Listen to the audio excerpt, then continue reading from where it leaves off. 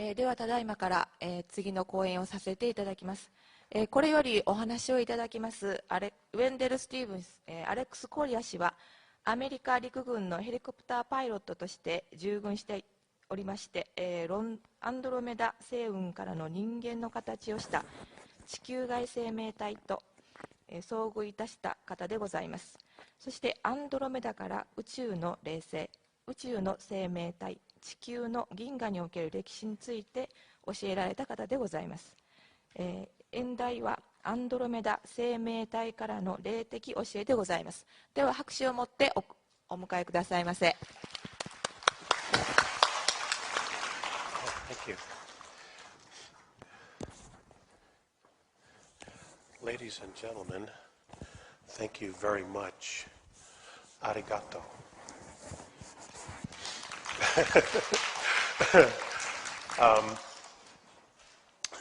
On the airplane from Sapporo yesterday, I caught a cold, so please forgive me if I have to take a moment and clear my nasal passage. My name is Alex Collier, and I am from the United States of America. And ever since I was 8 years old, I have been having contact with a group of human beings from the constellation of Andromeda, which is in our own galaxy. We are going to talk for a couple of hours about a great deal of things. First, I would like to share with you, and I want to be sure to go slow so that the translators are able to repeat everything.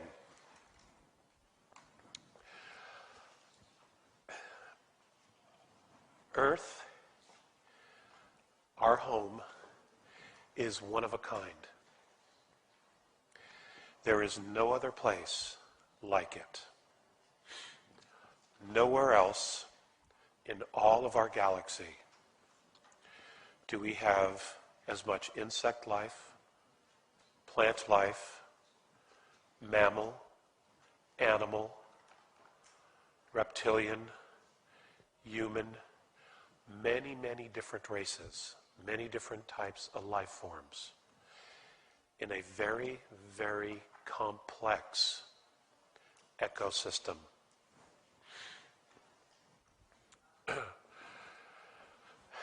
The story on how Earth became so complex is that because we are at the edge of our galaxy, many extraterrestrial explorers, ET explorers, would pass by.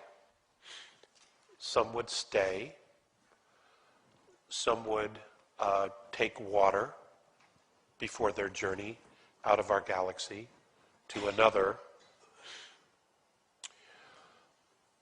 Many would leave life forms that they had found or discovered elsewhere on Earth. Many of these life forms would have to be genetically modified so that they could live here. This is why in much of the geological record we find life forms fully formed. Okay? The Andromedans are a human race. There are human races everywhere throughout our galaxy and other galaxies. There are many other different types of life forms as well, all having consciousness on different levels of dimensions, different dimensions, not only on third density, but fourth, fifth, sixth, seventh, etc. Within those densities, dimensions, there is physicality. Okay? Different physicality, but there is a physicality. The Andromedan race is very ancient.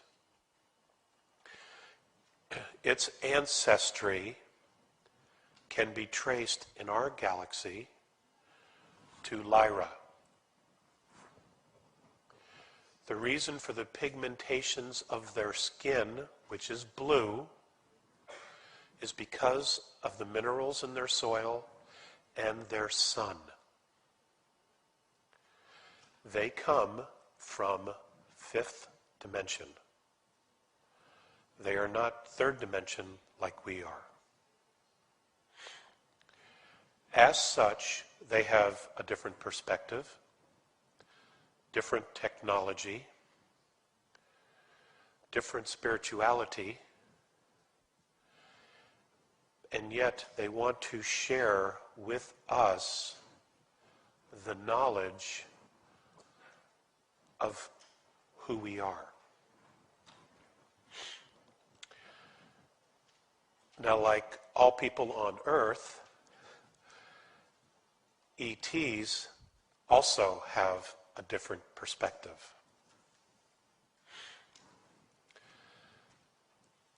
They view events differently.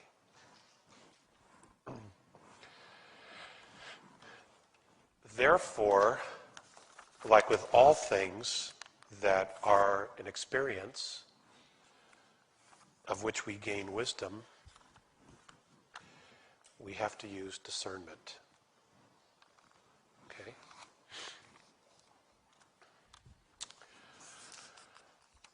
The Andromedans are one of at least 22 different races that they claim have genetic lineage to us on Earth. Okay. They claim to be one of our ancestors, dating back as far as and before of Lemuria, 62,000 years ago. Now, because they are fifth density, does not mean that they can physically be in third. They can be. Many using technology, even for short times, periods of time.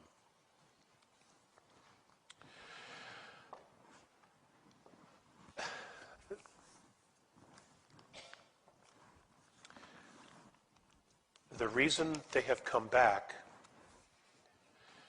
is that our technology on Earth, much of which we're not even aware of, because as Dr. Sala has said, has been classified or is secret, particularly that of for war, for defense,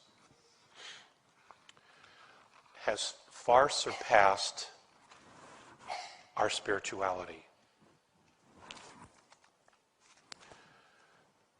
The reason they're concerned, based on past galactic history,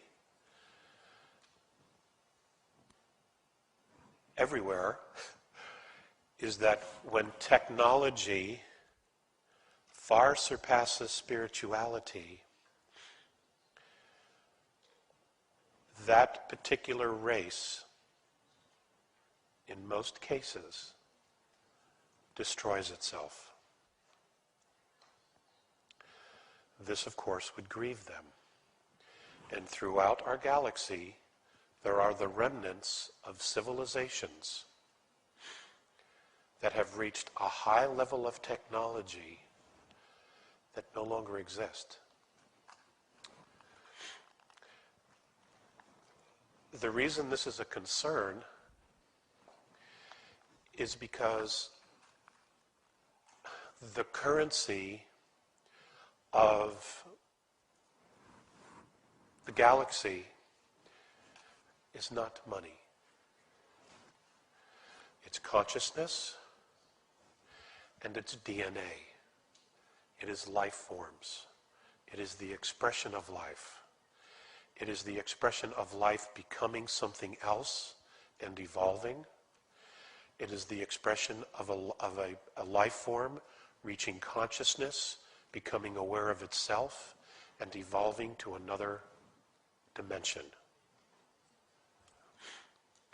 These are miracles that we do for ourselves.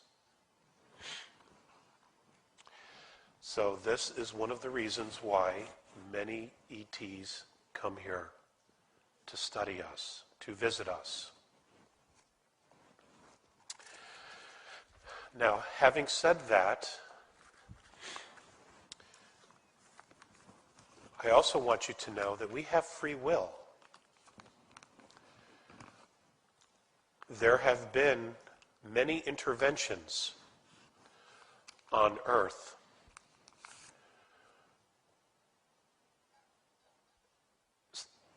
stopping catastrophes and terrible weapons of war.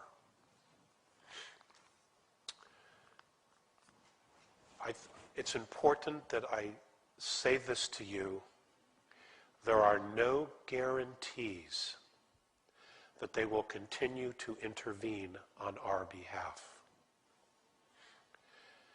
It is not that we're not worthy. It is not that we're not loved. It's because we have free will. And we, as a race, not just Japan, not just America, not just China, not just Russia, all countries are one race. They see one race. They don't see many races. They see one. The Terran race. And we are creating this reality. Those of us who are awake, those of you here who are discovering yourself or know yourself already and are trying to help awaken others, as we are trying to do in America, which desperately needs that kind of awakening, all share the same passion, and that's peace and love.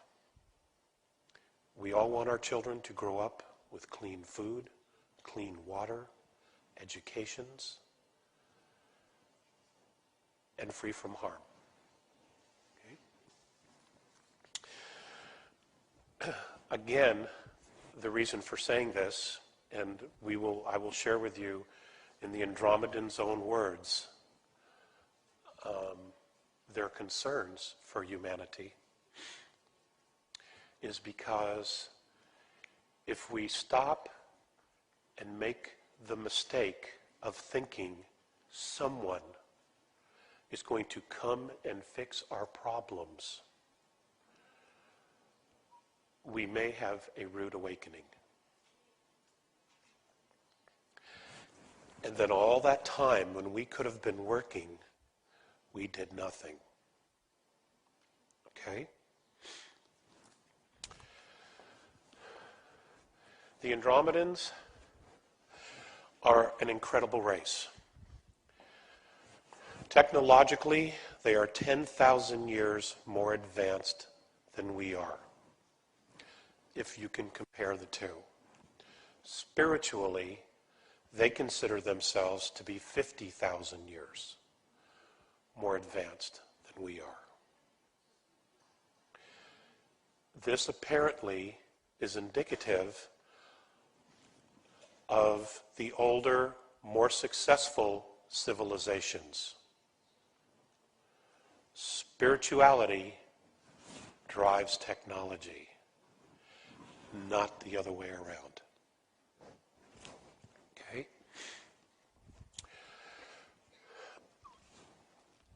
The Andromedan legends are that they come that their ancestors came from Lyra, the constellation of Lyra.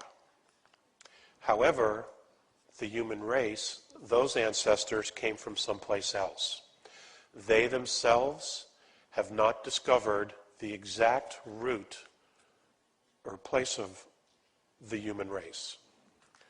Legends have it in their world that something cataclysmic was happening in a galaxy where they were, and they were told and guided by a force, by another race, a higher dimensional race, to go enter a wormhole, and they would come out in a place that was safe to colonize, far enough away from the catastrophe, which is our galaxy. These legends are millions and millions and millions and millions of years old. When they discovered space travel, they built small ships. When it was time to migrate to other worlds, they did not have the raw materials to build big 100-mile ships. So the smaller ships would go out into space and would capture asteroids in space. They would pull them into an orbit around their planets. They would hollow them out from the inside and build their spacecraft on the inside of the asteroid. That became their ship. And they would put propulsion systems on the outside, and then they would go out into space. They would grow their own food on the inside. They would look for water. Many of their ships, many of the crews of some of those maiden early ships perished because they could not find habitable environments or enough resources. But others did in fact survive. We face those same challenges here on Earth. So there is much that they can teach us. As they evolved as a species, as a race, spiritually, they now travel in 800-mile motherships that are completely self-contained. They use free energy, as Dr. Sala has referred to. In fact, all of them do. Okay? And the motherships are like their home world. Many of the Andromedans that live on the ships both live, die, reincarnate into other lives on the same motherships. Many have never been to their home world. Their motherships are fantastic, absolutely fantastic. They pull water from space because everywhere there's hydrogen. They use free energy. On the inside, there are hundreds and hundreds of miles of parks with lakes, forests, groves where they grow food. They are fruitarians. They eat fruit. When their scout teams or scientists go to other parts and they leave the mothership, they take small little green wafers with them. This is their food. That's very nutritious and makes them full, 1 tablet a day. The Andromedans live an average life of 2,007 years of our Earth years in one life. Some actually live twice that. Okay? So they see many things. They have tremendous wisdom. And as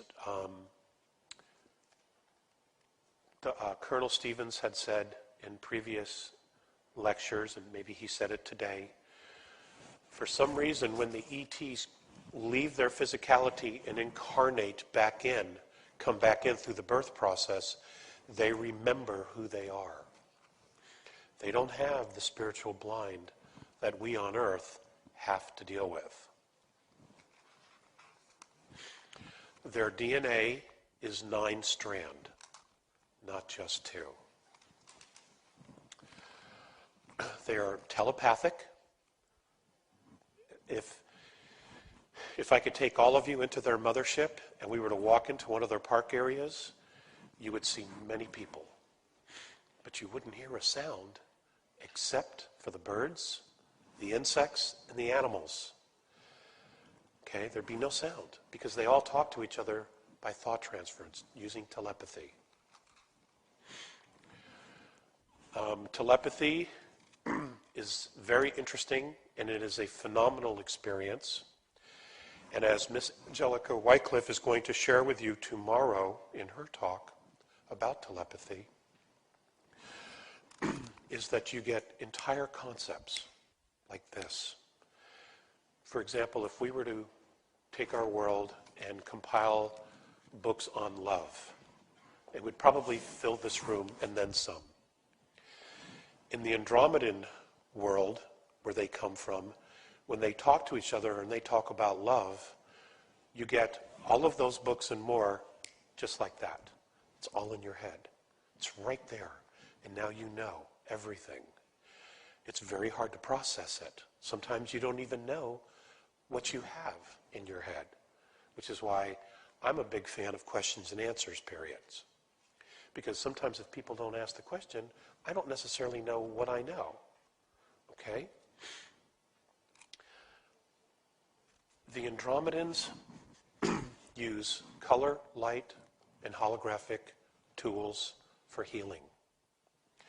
Now, it's not that they catch a disease, but occasionally some of their scientists that are out in the world, or they're exploring a comet or exploring a quasar, accidents happen, all right? And in that case, they would have to fix their physicality. One of the things that they do is they have this camera that is the most remarkable thing I've ever seen. This camera takes a picture of you. They remove the film. The film has your picture from the moment you were conceived to the present moment that they take your picture. It has your entire life right there. Now let's say that you are suffering from a cancer. What they'll do is they would take a portion of that slide, that picture of you, where your body was the strongest. They will take that out. They will remove the rest of the film. They will take that picture, that piece of this picture of you where your body is the strongest, the most vibrant. Doesn't matter the age. And they will put it back into the camera and project that holographic image over your body. And within moments, you're healed. It's just that quick. Okay? So there is technology that they could offer. And they're just one of many races that want to help. Okay? But again, we have free will. We have free will. There has to be a conscious effort to invite this kind of assistance. At the same time, however, and this is one of their biggest concerns, is that they want us also to take some self-responsibility. Now, it doesn't take everyone on the planet to do that. It takes a percentage. Okay? And that percentage is somewhere between 7 and 12%, so I'm told, before it creates what is called the 100th monkey syndrome, where it just makes a conscious shift. And people don't even have to be on board. They will suddenly just experience a consciousness shift. And I'm told we're getting very, very close to that. to that percentage where it'll be a domino effect. And suddenly people will just begin to make changes. They may not even know why, and it doesn't even matter at this point, as long as they make some changes and shifts and let go of fear and embrace total mutual respect and love and self-responsibility. That's all that matters. They're more or less waiting for that because they don't want to come down here and babysit us. The times that that's happened in the past in our galaxy, it's not worked. They have discovered that in intervening without a mutual relationship, a mutual agreement, without mutual responsibility, that intervention disempowers the race on the planet. And nobody wants to make that mistake again. Okay? Now, why Earth? And then we'll get into how it all started for me. Why Earth? It is the Andromedan perspective that all of us on this planet, regardless of our nationality and our country, are genetic royalty. That we are genetic royalty. Now just think about that concept for a moment. Okay? We have science telling us that we're a mistake, that we were a pool of chemicals that suddenly just became us. We're also told that we evolved from an animalistic type of life form. We're told a lot of different things. Okay? We're told a lot of different things. And right now, for this presentation, none of that actually matters. Because what matters is who we are now and where we are now. And here is a very advanced civilization coming back to Earth and saying, we want you to know that virtually everything you've been told about yourself is bunk, is a lie. That you are, in fact, spiritual beings and you are genetic royalty. Okay?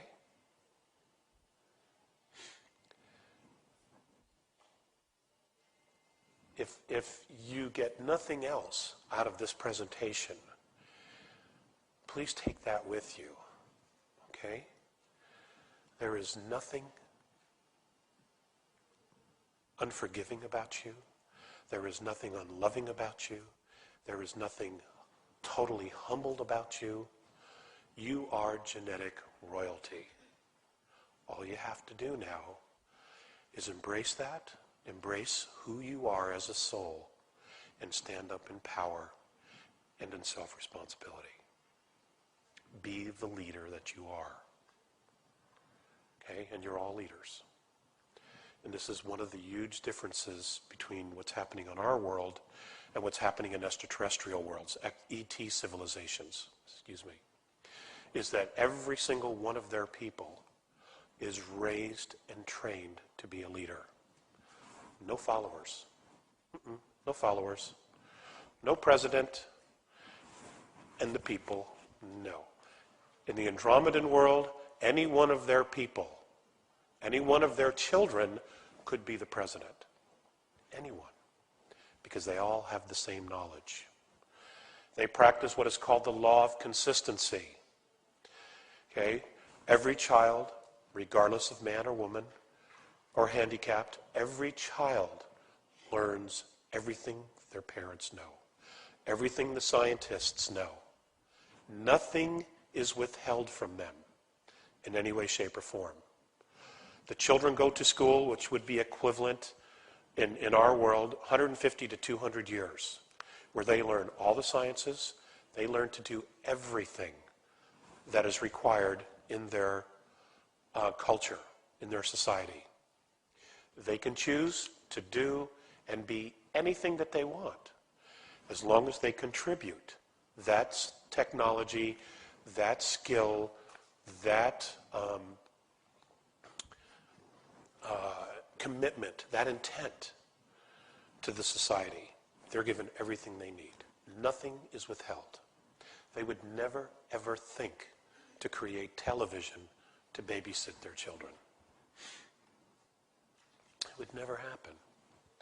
Everything is geared towards evolution of the soul, spirituality, and the advancement of their race. That's the law of consistency. Okay?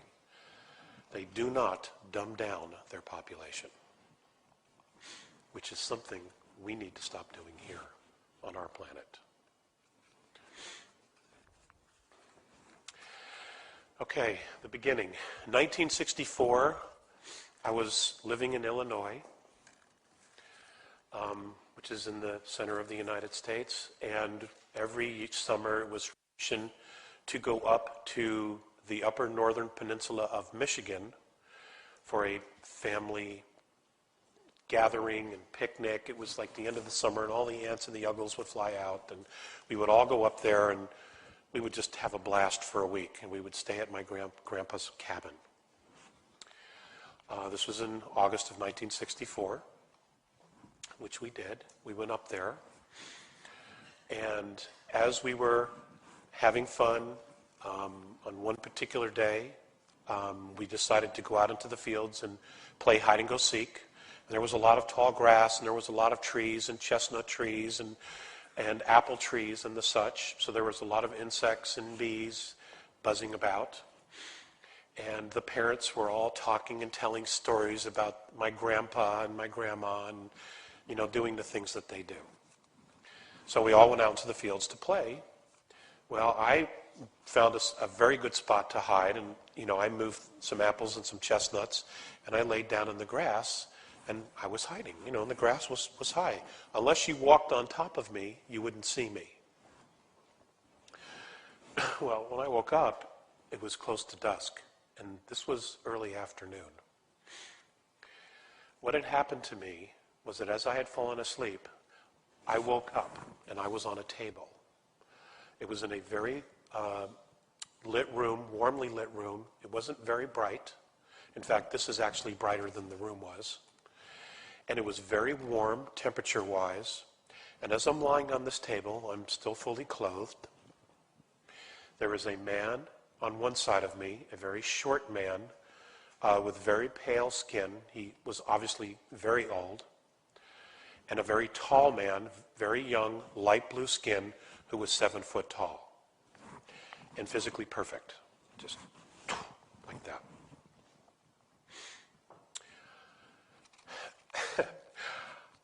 All I can tell you is that I had absolute instant recognition of who these two men were. There was no fear. I instantly loved them, like I knew them. And I know that you've all had experiences, even in this life, where you've met someone and you know them. You just know. There's an instant kinship. And that's because you've known them before in other lifetimes. And on some level, our souls recognize that, even though consciously we try to figure something else out. But that's what it is. And that's exactly what it is in this case. The reason that they've come to visit me is that genetically, my lineage of my family goes to them. And the story that they told me was that over 62,000 years ago, I was here and part of an outpost. And I got involved in a skirmish. I tried to break up an argument between two other visiting races, and I was killed. My body was terminated, which has put me into the Earth's reincarnational cycle. Now, after I learned that, the smaller man, now they don't have names, they have symbols and tones. But because here on Earth, we are stuck with labeling everything and having to have a label for everything, they have accommodated me by giving me names that they feel in our Earth tongue would somehow be close or would generate to the feeling of their name in Andromeda. The smaller one's name is Phaseus. He was at the time over 4,300 years old. when we met for the first time, or again. The other is Morine. And Morine is 1700 and something years old in our Earth time. Okay? Visayas has been and is or was considered a great sage in his world because of his years and because of his knowledge and his experience. Okay? I say was because he's crossed over. He's left that body, and I don't know if he's reincarnated again into another yet. I'll keep you posted. Visayas walked over and got this little cap. Now, in the Hebrew world, the Jewish world, in Israel, it would be called a yarmulke. Except this was a metallic, type of a metallic, it almost looked like a tin foil, okay? But it had a hole on the top. And it fit very comfortably on my head. Well, the moment they put it on my head, they lifted me up on the table along the wall of the room we were in. Monitors of just literally instantaneously appeared off the walls. Now, they weren't there before. Okay, no doors opened, the wall didn't part, they just suddenly appeared. And on these monitors, and there were many of them, were scenes of lifetimes, different scenes of warrior, space, aquatic, earth, Asian, what appeared to be Asian. And I emotionally, as I was viewing each one of these, I emotionally was getting involved. I knew that what I was looking at was me in past lives. Now, I was 8 years old. I didn't know any of this. I had been born and raised a Catholic. You know, had the snot beat out of us, you know, all that stuff. But I knew, and I can't explain to you how I knew. It's just that, you know what you know. So I'm looking at these and I'm emotionally involved. And they explained to me that these were some of my past lives on Earth. And I've been both the priest, the monk, the warrior, the bad guy, the saint, the holy man. I've been it all, okay? I've been it all. And so have you. Because Earth is more or less a boot camp for the soul.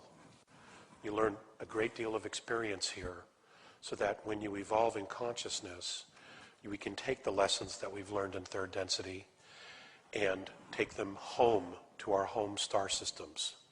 Not only that, but you have the genetics as well.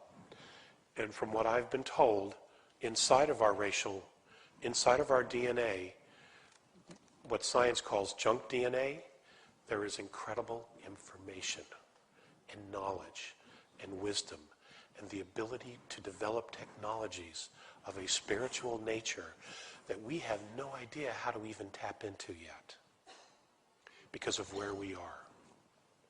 Okay? We're all holy people, in a sense. Sages, shamans. We all have the knowledge inside. It's just a question of how to tap into it. Is this okay? Okay. So these were some of the things that they were starting to share with me. Now, when this contact was over, and it had to be several hours, was over, they told me it was time to come back, and I didn't want to come back, only because it's not that I didn't miss my mom or my brothers and sisters. It was because if you have children, you know they would rather learn than eat. Well, I wanted to learn, okay? I mean, my whole perspective of everything just changed. And when I came back, I was on the grass. It was dusk. Everybody apparently had been looking for me, and I sat up and I ran back to where the picnic area was, where everybody was. My mother was extremely upset with me and said that they had been over there looking for me when I told her what happened. anyway, I didn't tell her what had happened with Morine and Phaseus because she was still too mad about me not being there, okay? So I thought I'd wait, which I did. I waited until the next morning. And I told her, as she was working in the kitchen and in the living room, I was kind of following her around saying, you know, Mama, and telling her what had happened. She didn't take it well at all. She didn't take it well at all.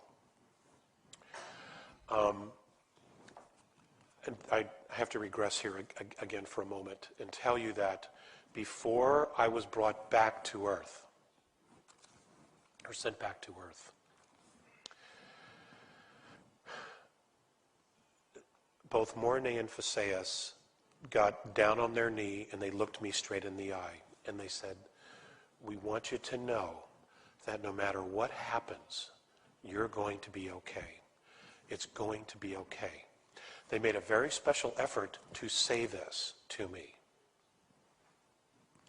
Okay? To say this to me.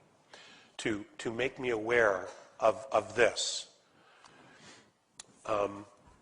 Literally, a month later, my mother and one of my baby sisters was killed by a drunk driver in a car accident.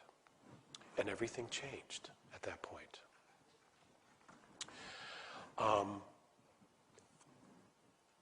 Just everything had changed. Which led to great shifts in my life. Shortly thereafter, I saw them again. And I was very upset about, you know, why didn't you protect her? Why didn't you save her?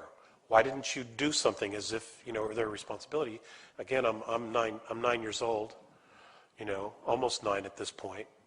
And they were very calm, and they just said, your mother chose the spiritual path. She chose this. We could not intervene. I share that with you because as much as we want to be victims, we're not victims. We're not. We make choices, you know. And I'm still learning that lesson and living with that lesson as well. Okay? So we're not victims. And hopefully that will empower you in some way.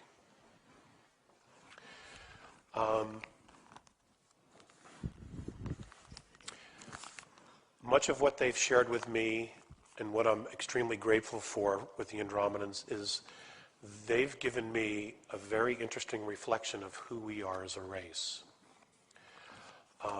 They're fascinated by us. Most of them are. Back in the 1980s, I was living in California. I had a tax practice. I used to be a CPA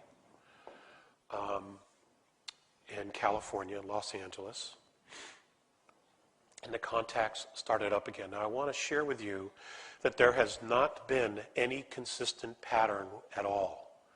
Sometimes I would see them twice in a week, sometimes 3 times in a week, and then it'd be nothing for months or even years.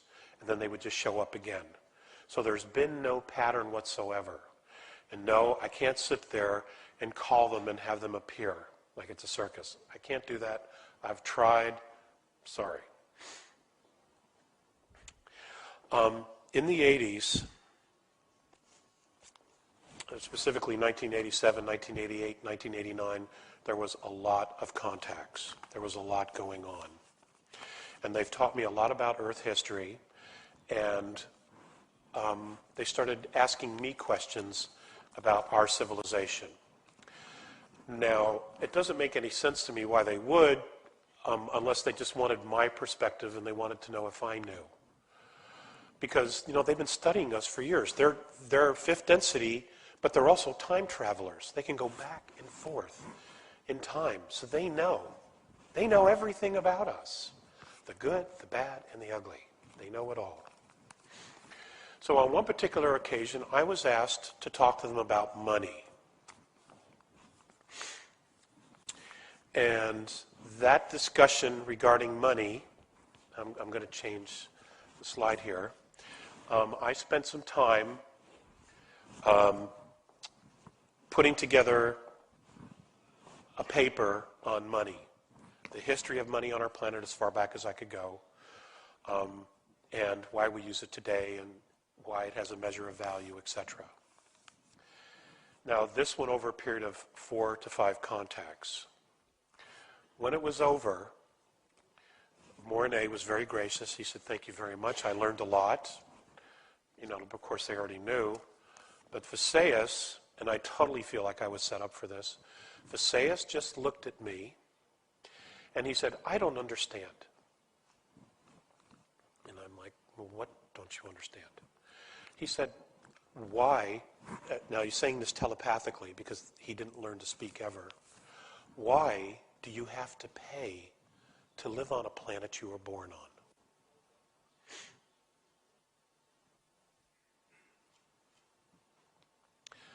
Now, that is something our society, our civilization, it's probably a question we would never ask ourselves because we're so used to being ingrained to use money and to allow money to control us.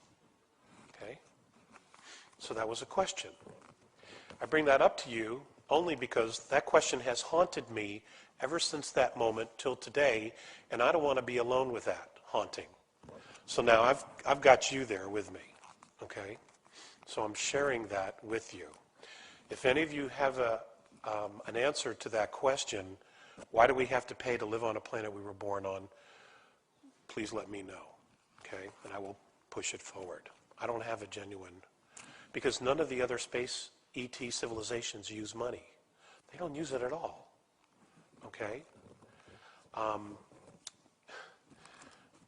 They just don't use it. In fact, from that moment on, Visayas would only refer to money as paper with pictures on it. Okay? Which is what it is. Our science tells us that there are 100 billion galaxies. They are only looking at one dimension. According to the Andromedans, there are at least 100 trillion galaxies. And every galaxy has a physicality, and it has life in it. So we are so far not alone. It's just amazing, you know. And even NASA in the United States mathematically calculated that it would be impossible for us to be alone, okay? So the universe is vast, or the galaxies and the universes are vast.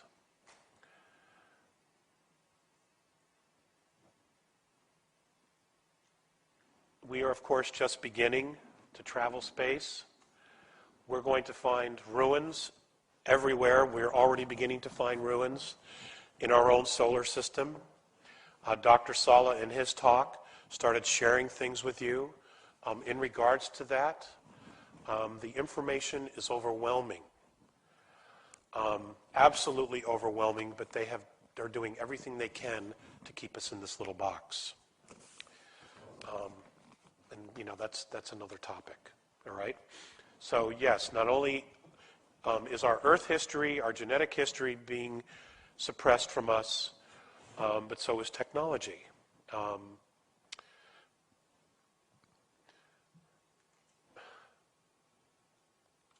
just going to put this out there. Excuse me. Bless me. I've once asked the A's how technologically advanced we were, and the United States military, the secret military, not the people's military, is at least 400 years more advanced than we think they are. Okay? And I apologize for the fact that none of that technology is being shared with any of you. It's not being shared with us either, you know, and we're part of the home country. I want to tell some personal stories, focus on that.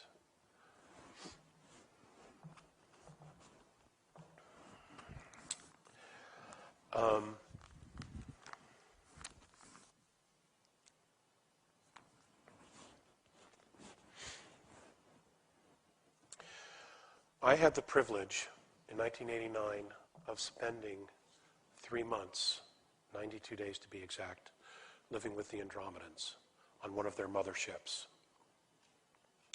In Earth time, from the moment that I left and they brought me back, I was only gone 18 minutes. Time travel's a great thing. You'll never be late again for another appointment. That's awesome. Okay? In those 3 months, I had an opportunity to learn about their society, to observe their society, and I was also kind of the guinea pig, the fish in the fish bowl as well, because many of them were able to observe me and listen to my chains of thoughts, because they at the time were teaching their children that were on board the craft. They've of course grown into adulthood, many of them, about our world. Now their motherships are extraordinary. They're 800 miles. In the middle, on each floor, there are park areas. Now, the physical ship on the outside is 800 miles. Okay, that has to deal with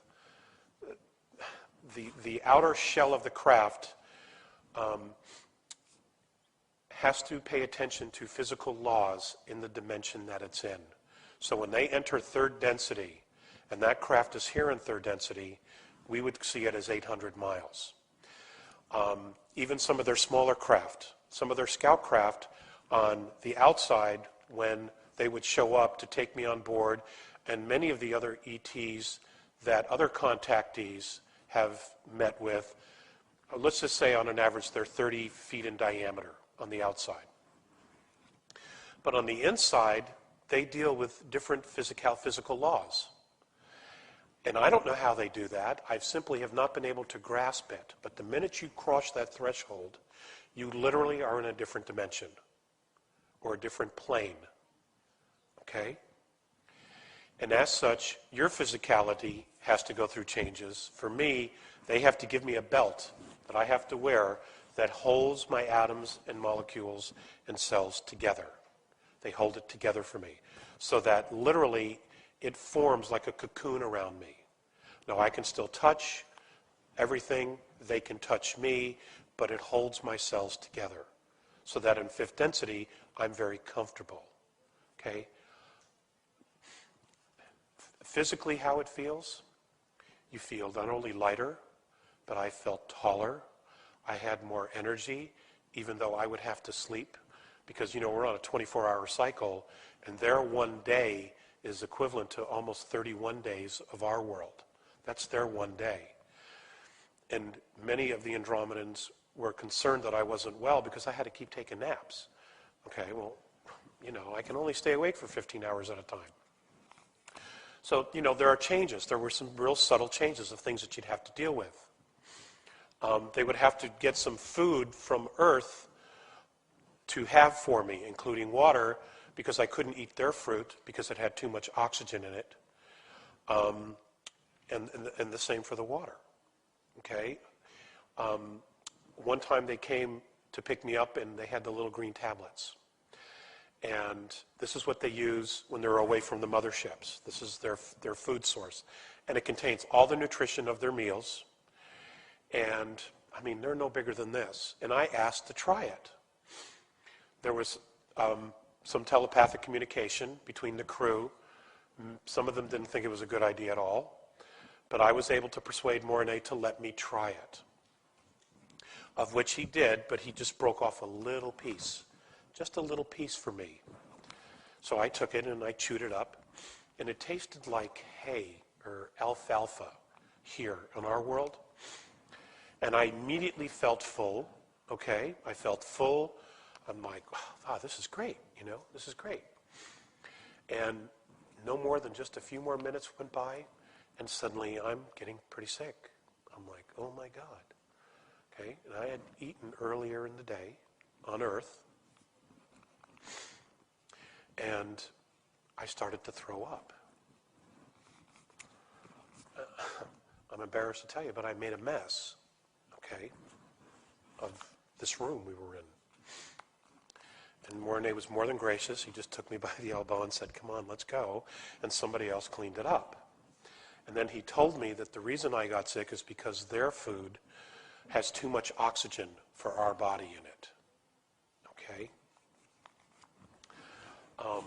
And that's something, as far as our ecosystem, that they watch very carefully, is the depletion of our oxygen levels in our atmosphere.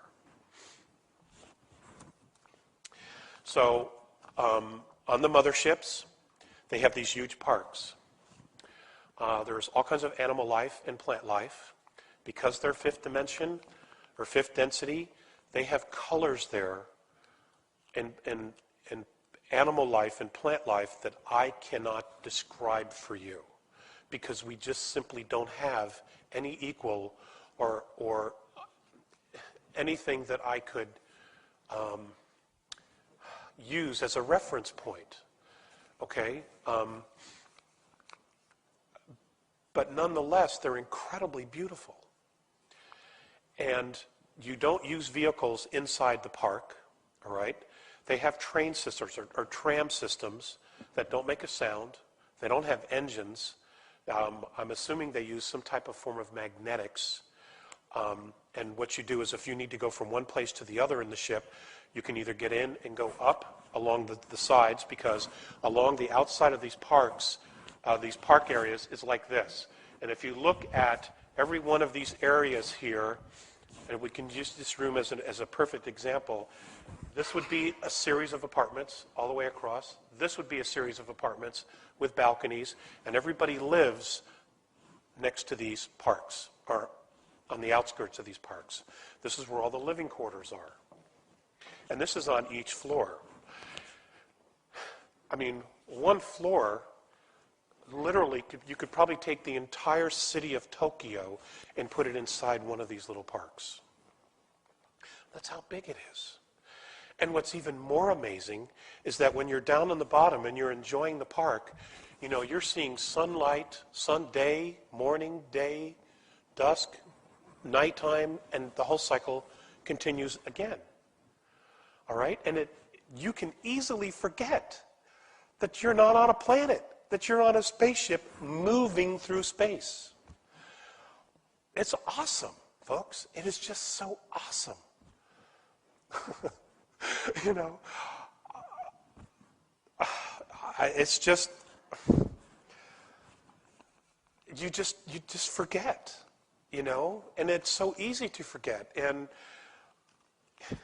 because everybody's so busy and everybody is helping and everybody's just contributing, and there's no judgment, and everyone has absolute mutual respect for each other, and because you don't have any stress and nobody's judging you or anything like that,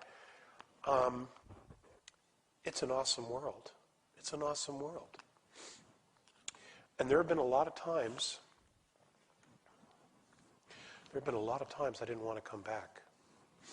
And they literally forced me to come back.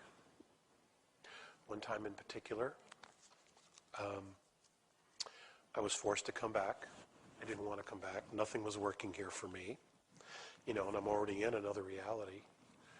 I was forced to come back. They literally forced me to come back. And as I'm standing on the ground, I'm crying and I'm looking up, and the craft is leaving, and Visayas is standing there at the doorway, and he turns and he looks at me and he telepathically says, Alex, the love that you withhold is the pain that you carry, lifetime after lifetime. I apologize again. Okay? I want to share that with you. The love that you withhold is the pain that you carry, lifetime after lifetime. Now, that was an enormous revelation for me because I was still dealing with my Catholic upbringing. Okay? There is no heaven and hell. It just simply doesn't exist. It's a myth, a story. And are you judged? From what they say, no. What happens is you cross over and you are shown places in your life where you chose to withhold love. And those are the choices, those are the reasons you come back, is so that you can make different choices to not withhold love. because love is what is. There is a God or something. The Andromedans don't know exactly what it is, but there is a force. Okay?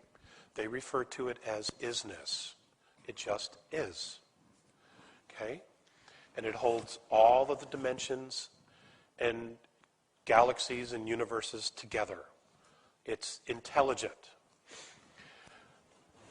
When we got to the discussions of God, I always used the masculine because of my upbringing. At one point, Phaseus corrected me and said, well, if you had to give it a gender, it would actually be feminine. Okay? So grasp that. Okay? Again, it's a shift in what we've been taught. Let's see.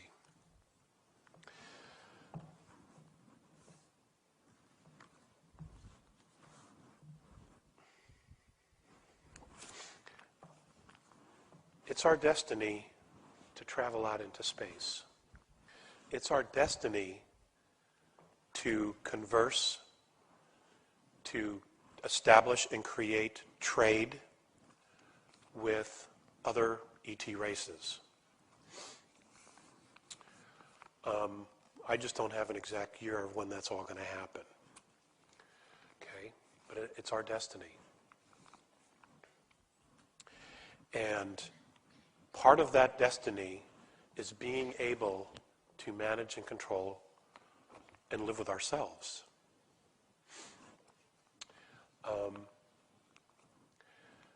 We all have a soul, okay? So we are spiritual beings. There is a creator, creatus, okay? What I want to do at this moment is I once asked Phaseus what was going to become of us. And what was going to happen to our races? Who were we going to become? Because they were giving me this terrible, or not terrible, let me take that back. They were giving me this reflection of who we are. They don't understand how we could be genetic royalty and allow people to starve. They don't understand why we would war with each other and build technology for the sole purpose of destruction, thinking that it was going to keep us safe and from harm, when we don't build anything that we don't use.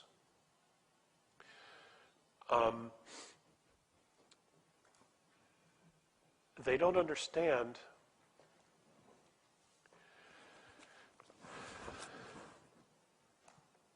they just don't understand why we don't get it.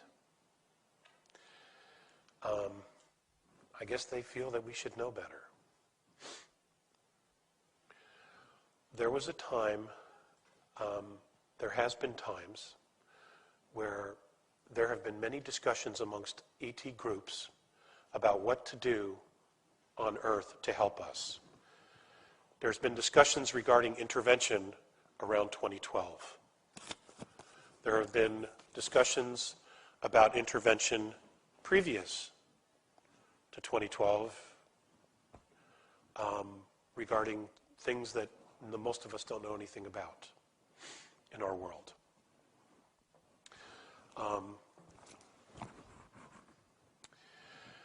In those conversations, which are very open conversations, there were several groups or civilizations of extraterrestrial groups who didn't want to help Earth and basically said, well, let's just see what they do.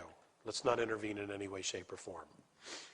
And here were their reasons, and I think it's important for you to know. The reasons that this group did not want to help or intervene in any way with us is because of three things. They don't respect their home, they don't respect themselves, they don't respect each other. What is their value?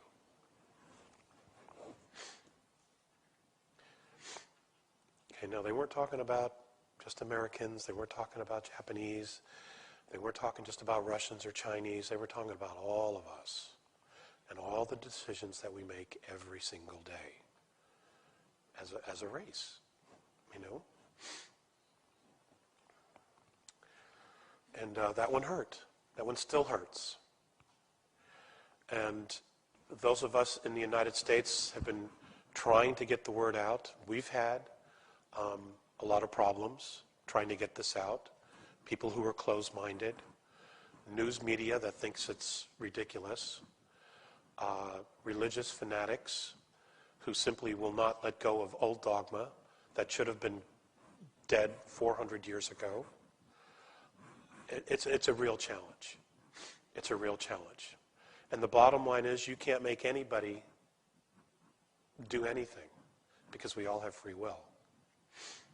So part of those things were my frustration because, you know, when I was 8, I had no idea that in my adult life that I would be speaking. And if I had read the fine print on my contract, I probably wouldn't have done it.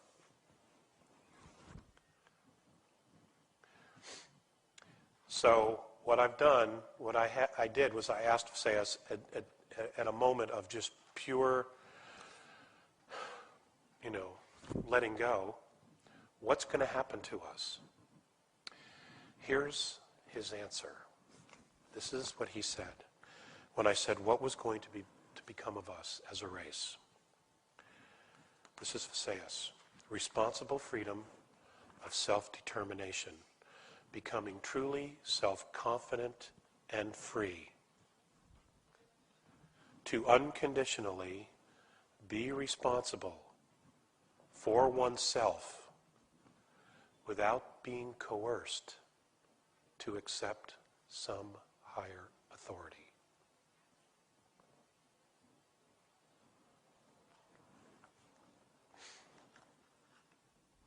I can only hope you got all that. Okay? It's all about self-responsibility. Ladies and gentlemen, we are all ancient. We are all ancient. Forget the physicality, just the soul. We are ancient. We come from a place that is so far outside of time and pain, if we could only remember for a moment what that is, it would probably go a long way in freeing ourselves from the drama that is Earth. And that's what it is. It's a drama. It's like a soap opera. Okay?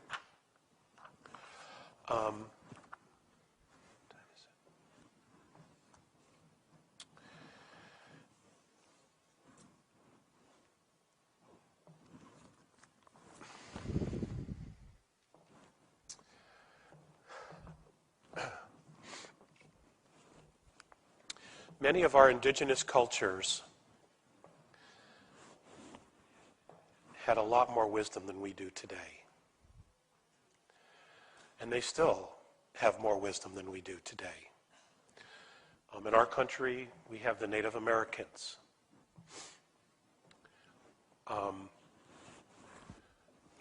Every country has their own indigenous cultures. Not only were they spiritually evolved, but they had incredible ways of healing using earth sciences. Many of those are only now making a comeback, okay? Using herbs, essential oils, color, light, sound, hands-on energy healing, prayer, all those things. It's imperative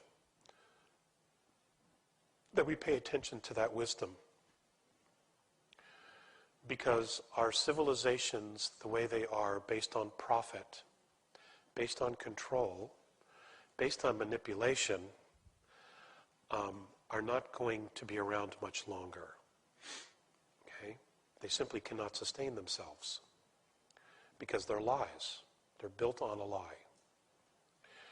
And many people on Earth are beginning to withdraw from those dramas. They're beginning to take some responsibility. They're looking into their own healing. They're doing more and more on a nutritional level to take care of their bodies instead of going to see their doctor. This is all a good path. It is the right path for all of us.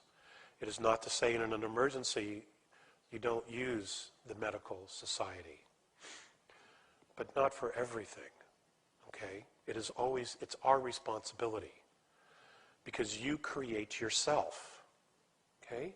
You are literally creating yourself. I'm not, you are. In fact, the Andromedans, when they talk about the isness, one of the things that they say is that the worship of the isness is the creation of self. That in worshiping and praying to God, you are actually creating yourself. Because all God does, whatever that essence or presence is mirror back to you who you think you are. It just takes a decision to change.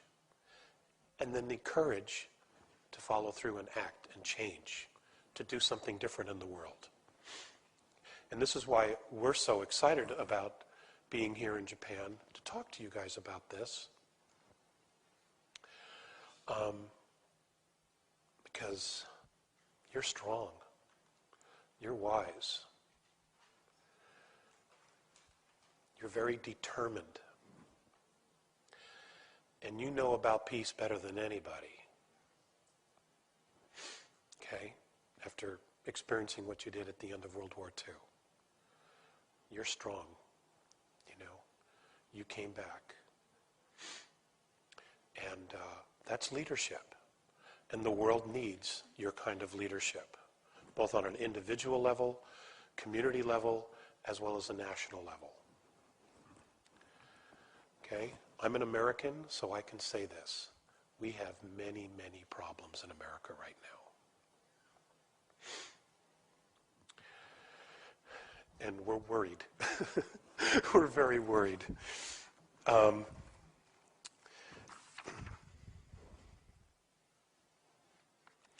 I want to share with you, in their own words, some of the things that they've talked about. Now, there's a lot of talk about a shifting of dimensions, changing of frequencies. Yes, this is in fact happening. Okay, it isn't just about consciousness, although actually it is about consciousness, because when consciousness shifts, physicality responds and changes. So it starts inside of us, okay? Now, according to the Andromedans, on March 23rd of 1993, a color sound frequency started emanating from all the black holes in our known galaxies or universe. It's the first time it's ever happened, and they just simply didn't know what it was about. What they have learned since then is that this frequency, which involves color, light, and sound, is so high that it is literally changing the dimensions all the way up to what they say we have 11 dimensions in our known holograph, which we call a universe. Okay, it's a holograph. It's a self-contained picture of all the dimensions. That this frequency is literally changing the entire holograph, dimensional holograph of our universe. Not only are we going through changes, but so are the Andromedans and all the other races that are involved. Okay? They have heard, and again, this is third, maybe fourth-hand information, they have heard that those on 11th density that have shared their experience with what is happening to lower densities, and then the communication is working its way down, is that this new 12th density has colors that have never been seen before, harmonics that have never been seen before, and also conscious beings that no one has ever seen before. And that these conscious beings have the ability to look straight down through all the dimensions.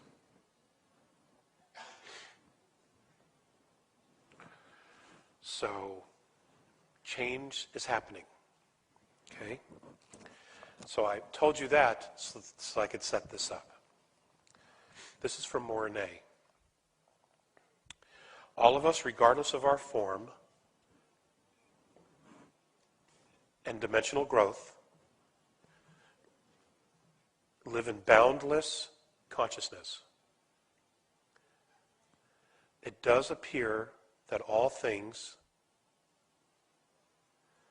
revolve and evolve in cycles. Now, after the blindness of 5,725 years, you on your terra, Earth, are about to regain yourselves. It will be such an unprecedented change that it'll be difficult for many to grasp your own potential. It is a turning point on your world which none of your planet's forefathers were privileged to experience.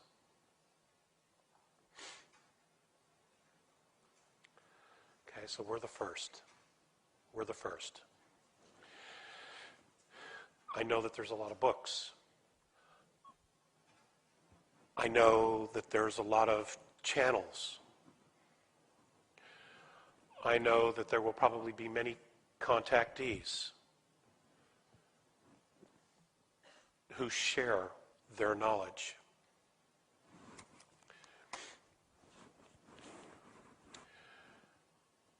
Our future has not been written yet. We're creating it every day, in every way. I know that there's a lot of talk of complete destruction. It doesn't have to happen. And it may not happen. Okay, the question is, what do you want? You know? You create yourself. In creating yourself, you create your community. In creating the community, you create your nation. And in creating the nation, you help create the race.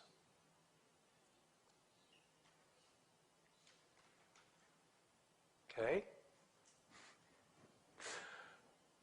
The question is, what do you want?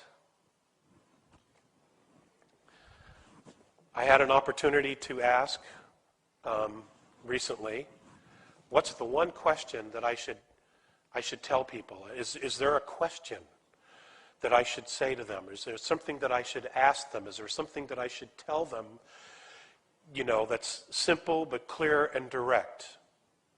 And the response from Mornay was simple. So here's his question to you. The question for our humanity is, how do we make love stay? That's the question. How do you make love stay? How do you make it stay inside of you? How do you make yourself continuously remember to love and honor yourself and not care about what somebody else thinks?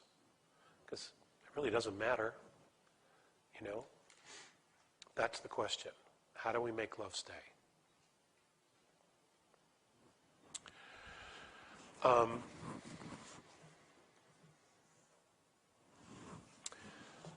I pulled this out. I've never read this before. This is from Visayas in 1997.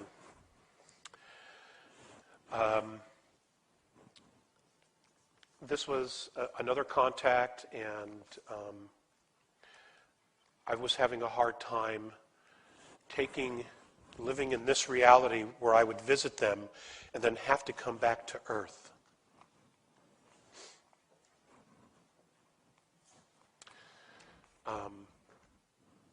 Caused a lot of pain for me. And these were some notes that I jotted down during a conversation or teaching that he had for me. And this is for all of us. Develop love and reason. cultivate real freedom through the awareness of truth. Create focused intent in a divine direction. Self-knowledge has always meant a surpassing of limitations and a coming to maturity. Mankind makes itself, and we are also our own historians. We also are the directors of our future. And we have to take responsibility for the future. Because we are our own inheritance.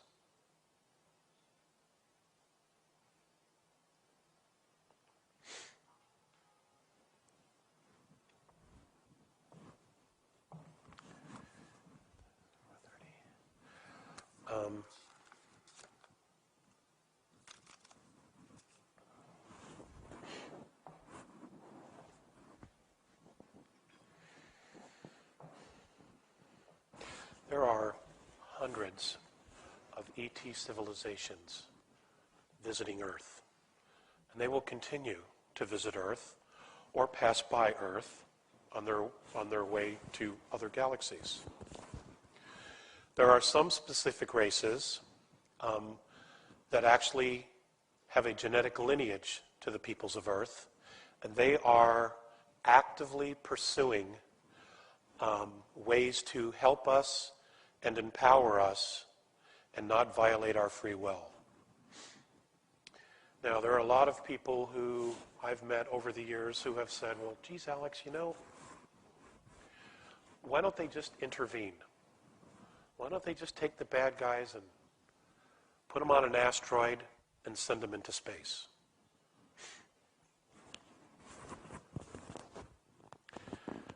I personally like that idea, actually. Okay. However,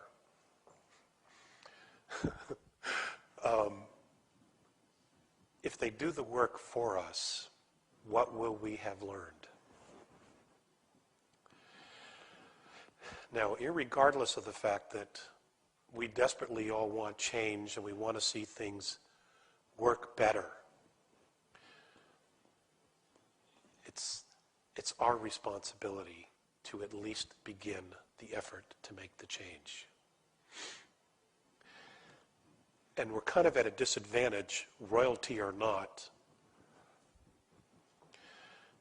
because throughout our galaxy alone is history of intervention that did not empower those particular planetary races to accept self-responsibility and make permanent change.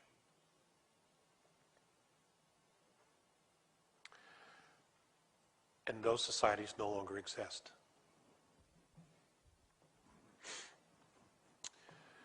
All of the ETs that visit Earth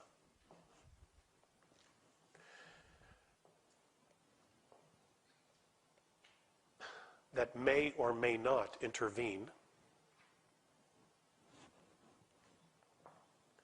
have to have a genetic lineage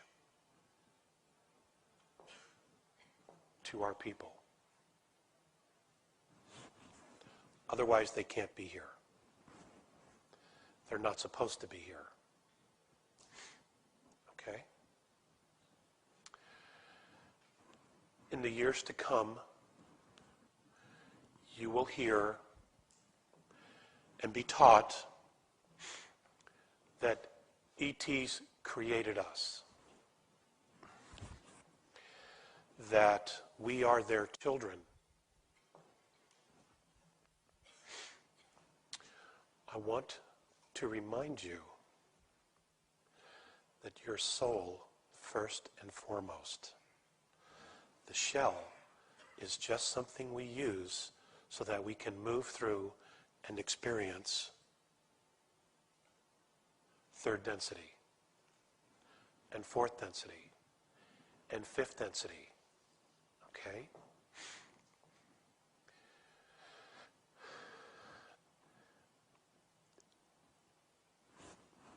When I look at what our potential future is, and I look in this room, and I see how many of you have come to at least hear what this is about, I am very proud, and I am very, very honored that you would take the time to be here. Domo arigato.